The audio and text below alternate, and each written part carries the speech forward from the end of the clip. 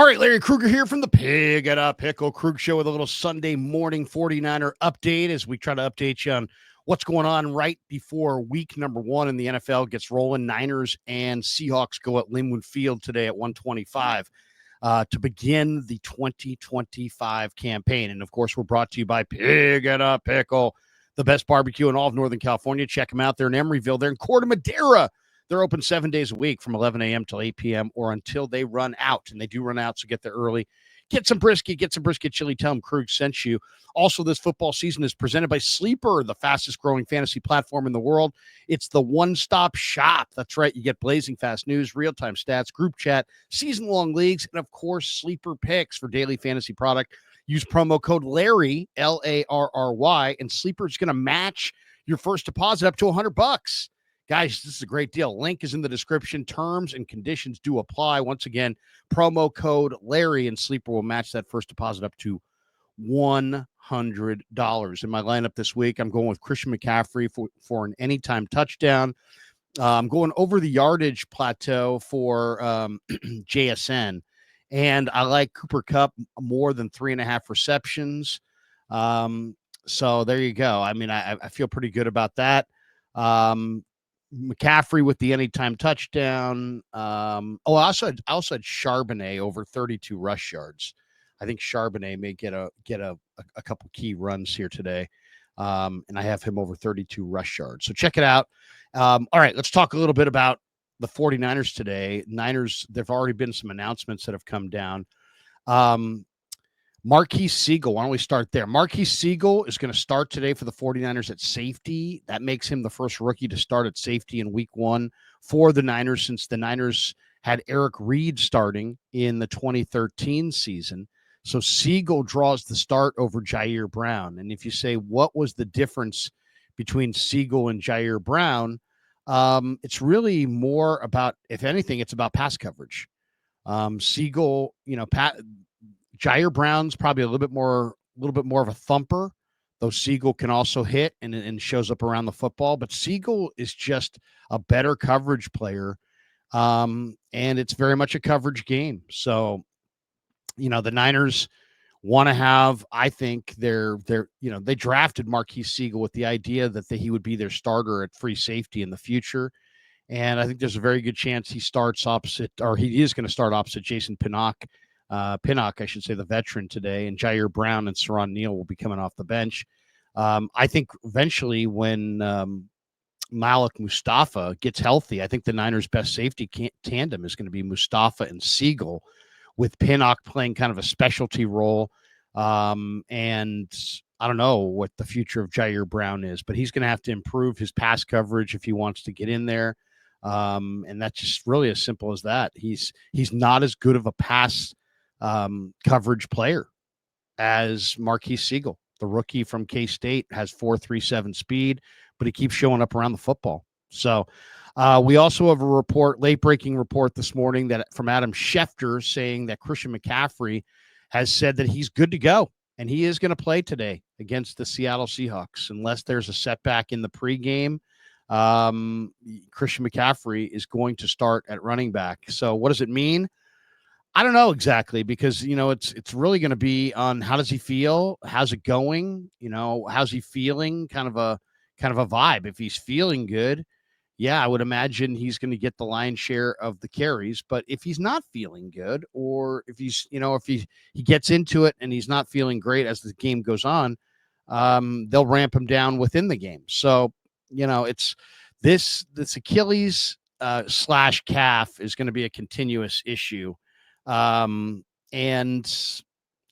basically that's it. I mean, it's until it's not, and probably the rest of his career, he's going to deal with this. So, the 49ers go from, hey, this was an injury that's in the past, to this is not an injury in the past. This is an injury in the present that the Niners are going to have to deal with on a week by week type basis. So we shall see. Also, Richard Sherman has confirmed that Jauan Jennings, according to Richard Sherman, he says it looks like he was offered 3 years at $16 million per year, and he turned it down. We'll see if that winds up being a good decision. I mean, JJ, that talk about betting on yourself. I mean, he is really betting on himself which I thought was the smart move, but I didn't know that he had that kind of an offer on the table. I don't know. I mean, we'll see how this season goes. He plays an incredibly physical style of play. We'll see if he can hold up throughout the year. He may regret not signing that 3-year deal at $16 million a year. So we'll see. As far as some last second thoughts on this matchup between the Niners and the Seahawks, it's interesting. The Niners went 2-6 in one-score games last year, and they also faced the most injuries of any team by adjusted games lost, and they played the NFL's toughest schedule. And if you said do a quick autopsy on last year, yeah, they went 6-11, and they went 6-11 partly because of injury, tragedy, poor personnel evaluation. The Trey Lance trade hurt a lot. The Javon Hargrave signing hurt a lot. They went all in on Hargrave and Lance, and it didn't work. They went all in on Hargrave in free agency. It didn't work. He was okay, nothing better. They went all in on Trey Lance, and it didn't work, and he wasn't okay. So that combined with the fact that they went 2-6 in one-score games, they were the most injured team in pro football, and they played the toughest schedule with the least number of days of rest in between. That right there was enough to drag down the 49ers. I think several of those factors will be reversed this year. This season, the Niners will instead face the easiest schedule in the league. And we'll see how healthy they are. And we'll see if they can win the close games. But they're rested. They've had a full off season. They've had a good training camp, although there were a number of injuries in camp, but they're as healthy as they've been all summer. And bring on the Seahawks. Now, it's interesting. What kind of Seahawk team are we going to see today? The Seahawks open the season at home. When they do, in the last 10 matchups, they're 9-1. 9-1. 6-4 against the spread since 2000, and 9-1 straight up when they open the season at home since 2000. 9-1. So Seattle's 32-6 at home in their first 3 games of the regular season going back to 2003. So they're good at home, especially early in the season. The Niners will have a big crowd of fans there, so that 12s thing is kind of a joke at this point. And this is going to be a really interesting atmosphere. Will it be a Niner atmosphere? Will it be a Seahawk atmosphere? The Seahawks, used to be this awesome home team. And they're really no longer that same team. They went 2-7 against the spread at home last season, and they failed to cover the spread by 3.7 points per game. That's their worst home season against the spread since 2004 when they went 1-8 against the spread. So Seattle is just 13-21 against the spread at home since 2021. Second worst mark in the NFL, just ahead of the Falcons. So this 12s, let's hang the flag. What a bunch of crap that is. Their fans suck. Their fans sold their tickets to the Niners. They don't play well at home. 13-21 against the spread at home since 2021. Second worst in football. The Niners also get another look at Sam Darnold and maybe a little revenge on their mind since he beat them last year in week 2 in Minneapolis. So that's another angle to watch on this game. How exactly do the Seahawks what do they do? What's their offensive plan? I think the plan, they ran the ball last year 28th in the league. They were a terrible rushing team. This year, they've been hell-bent on running it a lot better, and they have. They've run it for over 5 yards a carry in the regular season. What's the game plan today? Niners have young DBs, Marques Sigle starting at safety, Upton Stout starting at the nickel corner spot. Do they, make it a pass game and try to throw the ball all over the place? Or do they come out the way they've come out all summer and run it and really try to run it down the Niners' throat? I think they're going to run it and try to test the young 49er defense. So, the Niners need to show who they are, because you are who you last were. And the Niners at the end of last year were pathetically bad. They ended last season 1-8 against the spread in their last 9 games. They just absolutely died. The Niners have covered just one road game since the 2023 calendar year began. They're 1-7 against the spread. They went 5-12 against the spread last year. That's tied for the fewest against the spread wins for them in the last 20 years. So it was not a good year last year. The other key factor is, the Shanahan stat. Shanahan is 0 for 45. He's 0 and 45 straight up in the regular season in the playoffs when the Niners are trailing by 8+ points in the fourth quarter. Can the Niners, if they fall behind in the fourth quarter, are they dead to rights, as that stat tells us they are? Or is this going to be a new year, an exception to the rule? Special teams is a big thing today. The 49ers were horrible last year on special teams.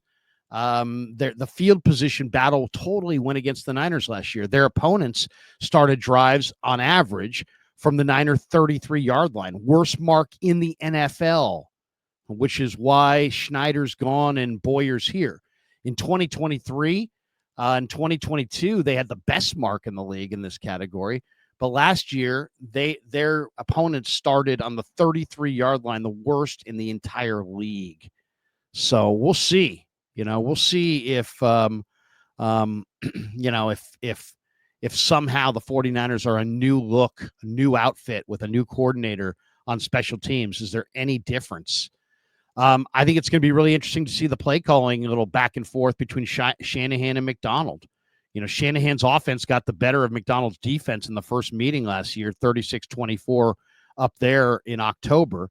And the Seahawks 5 weeks later beat the Niners 20-17, a 49er team that looked really, really gassed at the end of the game. And then, of course, McDonald had that incredible game plan again, when he was with the Ravens on Christmas night, where he blitzed off the slot against condensed formations, dropped defenders into the middle, and they wound up with 3 interceptions and a nice little rout on Christmas night. So the X's and O's battle between Kyle Shanahan and Mike McDonald is going to be interesting, as it is going to be interesting between Clint Kubiak and Robert Saleh. So we'll see. The Seahawks have won 5 of their past 6 season openers, but they were 3-6 at home in 2024. A lot of people think that Charbonnet and Kenneth Walker are going to rumble against the 49er run D, that they're going to combine for 150+ rush yards and run the Niners right off the field. We're going to find out. We're going to find out how good are the 49ers against the run. I'll say the 2 key 49ers in this game, it's Ricky Pearsall on offense and it's Upton Stout on defense with a slight assist from Bryce Huff. Ricky Pearsall, the Niners were without Brandon Ayuk. Jauan Jennings is still coming back from the calf injury. He's been out all summer. And if you look from week 7 through 10 in 2024, Ricky Pearsall averaged 17.4 fantasy points per game and finished the season with back-to-back 15+ point games. So can that Ricky Pearsall come to play today? That's going to be key. Can Upton Stout in the slot defend the run on the running plays, and can he defend Cooper Kupp and JSN on passing plays? I don't know if there's ever been a nickel corner who's more under the gun than what Upton Stout is today. And I will say this too, the 49ers have to just kind of show what they are. The Niners have against the spread losses in each of their past 5 road games, which is tied for the longest active streak in the NFL with the Browns and the Giants, 2 horrible football teams. So I like the difference to be Nick Bosa and Bryce Huff against Cross and Lucas. I think that's the Niners' major advantage. I think they should be able to heat up Sam Darnold. When you heat up Sam Darnold, he throws picks. I expect the 49ers to heat up Sam Darnold and to get 2 picks and to win on the road. 21-17 49ers is my score prediction. So there you go. And once again, this 49er season is presented by Sleeper. Use that promo code Larry, and Sleeper will match your first deposit up to $100. Links in the description. Terms and conditions apply. Thanks to Pig and a Pickle for being the title sponsor of the Krug Show. Enjoy week 1. Join me on KMBR for the pre- and post-game show. And then when that's done, I will go full post-game this afternoon, late this afternoon on the Krug Show on YouTube with Kev and Rye and Danny and Red and all the boys in the house chopping it up and breaking down week 1. So join us. Have a great week 1. Good luck to all of your fantasy teams. And thanks for supporting the Krug Show on YouTube.